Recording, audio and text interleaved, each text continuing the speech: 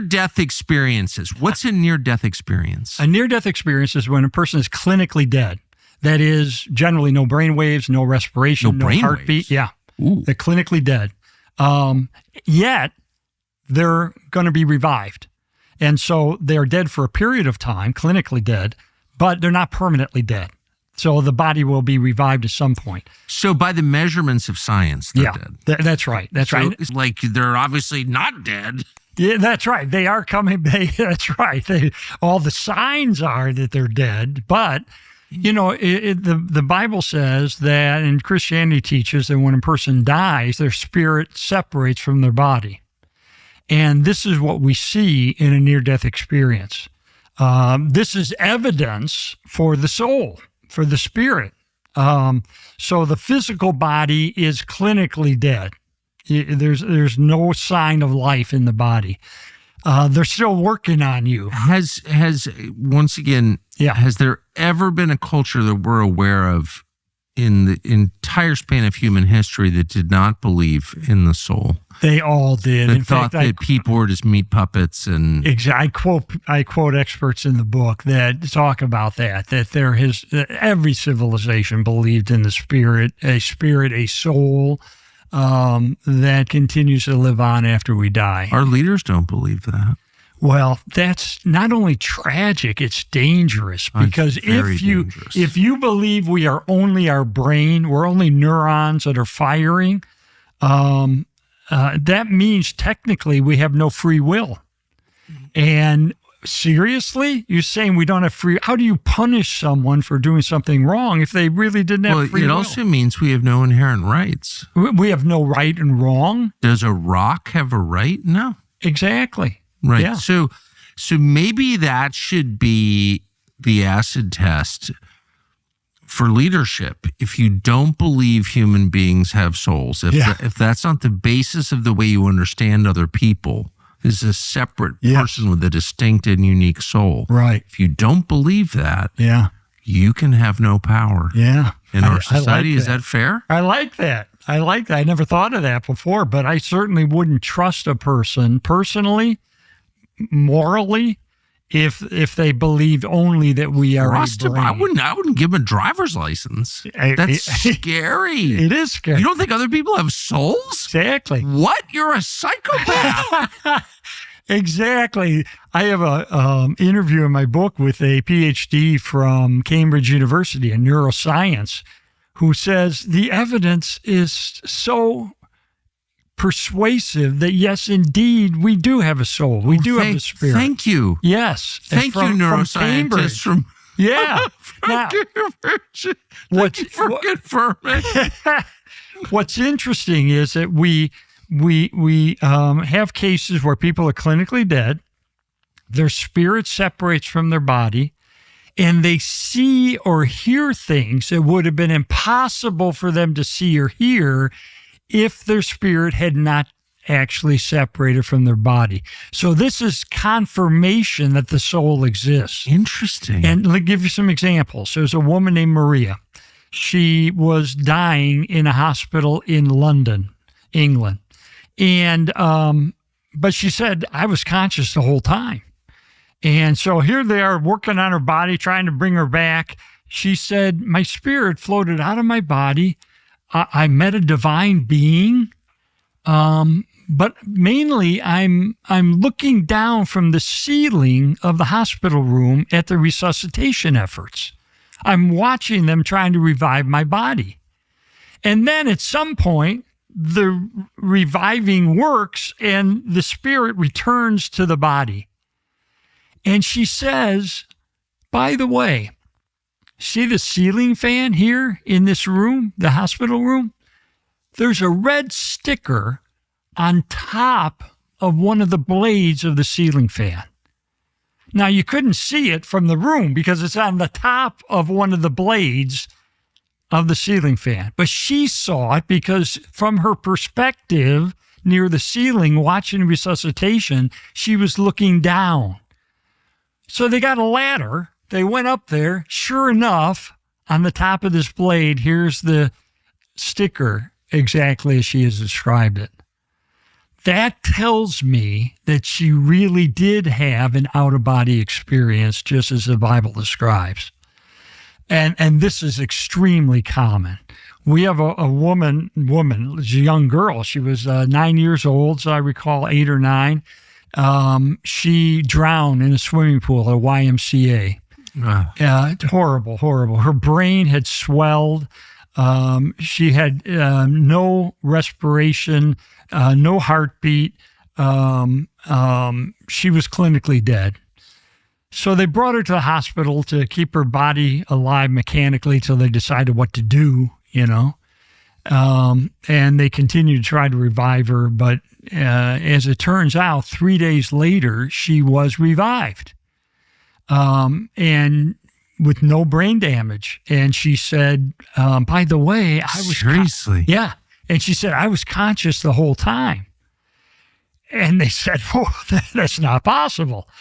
And so the doctors, who were skeptical, said, here's a piece of paper and a crayon. Why don't you draw the emergency room where we took you when you were dead? So she picks up the crayon. She draws the emergency room exactly as it appears. And then she said, by the way, one night when my parents visited me in the hospital, I followed them home. And I watched as my mom, she was making chicken soup with rice on the stove. And my dad was sitting in a certain chair and he was looking in a certain direction. And her brother, she said, was playing with a G.I. Joe Jeep in his bedroom. And these are the clothes that they were wearing. Everything was exactly correct. How do you explain that if she didn't have an authentic out-of-body experience while she was clinically dead? So this is affirmation that near-death experiences do point toward a spirit, a soul that separates from our body at the time of death. Now, it can return to our body if we're revived, and that's what happens in these cases. Interestingly, there was a study done of 21 blind people, either blind since birth or shortly thereafter. They were able to see or had visual-like perceptions during their near-death experiences. So there's a woman named Vicky. Wait, what? Yeah. Vicky Umapeg, 26 years old. She's blind, virtually since birth. She is killed in a car crash. She's a passenger in a car. She's killed. But she said later, I was conscious the whole time. And her spirits floated out. She watched she's able to see the resuscitation efforts. She was able to see childhood friends who she'd never seen in person, but she knew intuitively who they were. Oh, that's Mary. That's Jimmy. She sees birds for the first time. She sees trees and so forth. And then when her body is revived and her spirit returns to her body, she's blind again. Medical researchers said this is impossible based on current medical knowledge. How does this happen? So there's a phenomenon here that tells me that there's corroboration, that there's something to this idea that we have a soul, a spirit that is different than our physical brain and body. And I'll add this. This is really important. John Burke I interview him for my book. John Burke is a Christian pastor who, with an engineering degree and science background, who studied 1,500 cases of near-death experiences in depth. He has video interviews with people and so forth. And here's his conclusion. He said, Lee, if you look at not how people interpret what happens, because we all interpret things through our worldview. Of course. If you're a Muslim, if you're a Hindu, you're going to interpret things differently. Forget that. Set that aside. Just look at what actually takes place during a typical near-death experience. That is consistent with the Christian Bible. And what is it that's consistent? Well, things like encountering a divine being, things like encountering people who had preceded you in death, things like a life review, where your life is reviewed and you not only experience with this divine figure next to you who's encouraging you. It's not a judgmental kind of a way. It's you're judging yourself. You're reviewing every little action you took, but you're able for the first time to see the ripple effects of that. So I may have done something that hurt you years ago, and I never realized the impact that had on you and how that caused you to do this, that, and the other thing. And yet in this life review, you see not only what you did good and you did bad, but the ramifications of it. Yes. That takes place. Now, you're not permanently dead. The Bible says in Hebrews, we're appointed once to die and then the judgment. So you would think that, biblically speaking, you would die and then you would encounter judgment. Well, you're not permanently dead. You're coming back. This is not your permanent death. So this is kind of a taste, a foretaste of what death is like. But you're not permanently dead. You're just clinically dead. But you still have some of the attributes of what the Bible talks about in terms of a judgment. So I think that's reassuring for Christians like me who used to think, oh, that's New Age stuff. Near-death experience, that's weird. There have been, Tucker, 900 scholarly articles written about near-death experiences in medical journals and scientific journals over the last 50 years. This is a very well-researched area. And they have concluded that there is no natural explanation that can account for all of the aspects of a near-death experience. It's a fascinating area. And so I interview, as I said, John Burke, who's an expert on them, to give examples of this sort of thing. What about pre-death? Yes, this is death visions. This is new. Can I just add one editorial comment? Yeah. I'm so filled with rage, I have to do it. That our culture systematically excludes real conversations about death. Obviously, we're very pro-death. Kill your baby, euthanize your parents, whatever. We're all about death. But the actual experience of death is kind of cloaked for most people. And I don't think they have any idea what it is when someone dies, the process of dying. And so this is a welcome conversation. Tucker, it's fascinating, these deathbed visions. The difference between a near-death experience and a deathbed vision is in a near-death experience, a person's going to come back. Right. In a deathbed vision, this is a vision someone has just before they die. They're not coming back. I mean, they're permanently going to die. But we see a biblical example of this in the book of Acts. We see Stephen, who is described as being full of the Holy Spirit, who is on the verge of being stoned to death. And he looks up and he sees the heavens open up and he sees the Father and the Son together. So this has a biblical precedent. But what is fascinating, and I think what you said is so true, people don't like to talk about it because... At all. At all. Because if you have one of these experiences before you die, they're going to think I've got dementia. They're going to think I'm nuts. They're going to think, so a lot of people don't like to talk about it. So there's a researcher. He went to a huge hospice facility in New York State, and they went to all the dying people, and they said, please, as a favor, if you have a vision, a dream unlike any you've ever had, tell us. Would you tell us?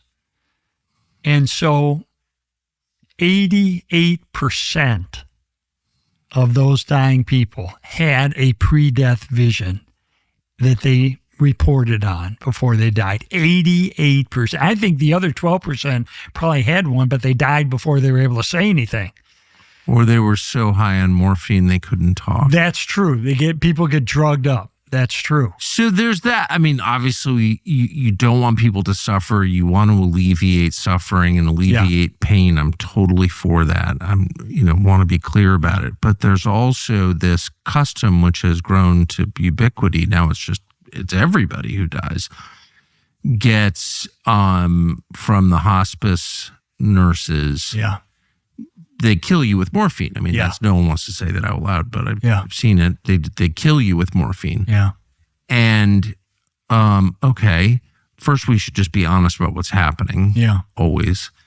But second, we should be clear about the cost. So if everybody on the way out is getting visions of some kind, maybe there's a purpose to those visions. And maybe we shouldn't short circuit that.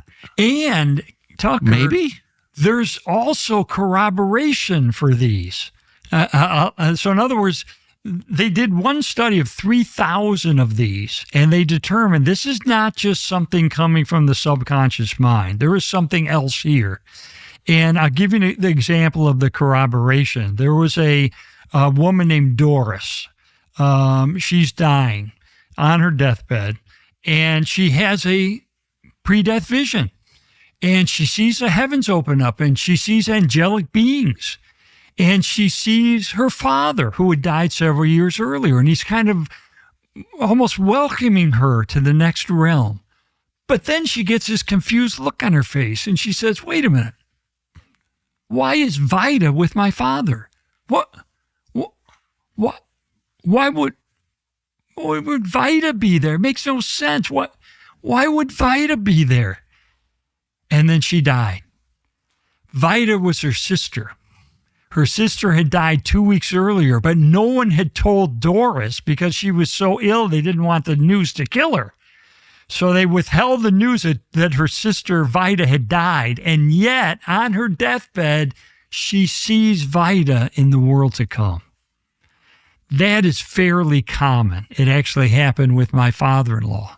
So that to me is a corroboration. Another form of corroboration, get this, in the Bible, in Luke 16, there's a story of a rich man and a beggar who both die. Yes. And the rich man goes to a place of torment. Yeah. And the beggar goes to a place of bliss. The rich man, by the way, has walked past the poor man every day. That's right. And ignored him. And ignored him. So the beggar, according to Jesus in verse 22, is accompanied by angels to heaven. That angels accompany him to heaven. And what's particularly fascinating is people who have pre-death visions often see angels coming for them, just as Jesus suggested in that parable. So, for instance, the most famous skeptic in Canada, Charles Templeton. Charles Templeton was the pulpit partner of Billy Graham. He was going to be the great evangelist. But then he went to a liberal seminary. He lost his faith. He wrote an ugly book called Farewell to God, My Reasons for Rejecting the Christian Faith. And I got to know him. He became a friend. I actually wrote a book called The Case for Faith, where I answered all his objections to Christianity. And we became friends. Anyway, he ended up coming back to faith in Christ before he died. And then he's on his deathbed. And he calls out to his wife, Madeline. Madeline, what, Chuck? Can you see them? What are you talking about? They're in the room. You can't see them. They're right here in this room. They're the angels. They're coming for me. Oh, they're so beautiful. Look at them. The singing is so beautiful. They're coming for me. I'm going to heaven. I'm going to be with God. That is incredibly common, that people will see angels coming for them in that vision they had before they died. Now here's another bit of corroboration. Children who are dying will see angels, but not like you would expect them to be seen. In other words, let's say a 5-year-old who's dying. What is their image of an angel? Well, it's a furry thing feathery thing with big wings, right? It's a cartoon, right? It's a cartoon. They all have big wings. And so there's a case from a doctoral dissertation I read of a little girl who was dying, and she says, Mommy, can you see the angels? They're coming for me. Oh, they're so beautiful. They're so beautiful. Their eyes, look at their eyes. And the mother didn't want to disappoint her. So she said, oh, yeah, I see them. Look at their big wings. And the little girl said, oh, Mommy, they don't have wings. And she was able to describe them in vivid detail before she died. Wow. You would think if a child of that age was going to have just a vision from their imagination of angels coming for them, they would have big wings. They don't. It would be the Hallmark version, yeah. That's right. And in case after case, they don't see the big wings. And by the way, the Bible doesn't say that all angels have wings. So that to me is another very interesting dynamic of these pre-death visions. Not all people on their deathbed have joyful visions. That's right. Or reunited with loved ones in the next world. Yes. There are many people who are in terror. Yes. And horrified. Yes. And can you describe that, and what is it? Yes. We have this in near-death experiences and in deathbed visions, where people who are about to die have a glimpse, I believe, of a hellish experience to come. And they are frightened beyond belief and scared beyond words. I'll give you an example of a near-death vision where this happened. There's a man named Howard Storm. Howard was an atheist. He was a professor of art at a secular university, chairman of the art department. And he was visiting France, and he died of a heart attack. So here he is. He's in a French hospital. He's dead. But he said later, I was conscious the whole time. It was a near-death experience. His spirit had separated from his body. And there were some people in the hallway say, Howard, we've been waiting for you. Come with us. Come with us. So he does. And he's walking down the hallway. His spirit is walking down the hallway with these people. And it goes on and on and on, and it gets darker and darker. And then they're becoming abusive, and they're saying, come on, why are you so slow? And then they start to attack him. And he said, no horror movie can ever capture the horror of what they did to me. I mean, he was absolutely mauled. He said, I was roadkill. And he said, I called out to God. Mauled, like physically mauled. Yes. Eyes gouged out, ears ripped off, just horror. And he calls out to Jesus, Jesus, rescue me. And this white orb comes and brings him and rescues him from that, and he is restored. Well, ultimately, his body is revived. His spirit returns to his body.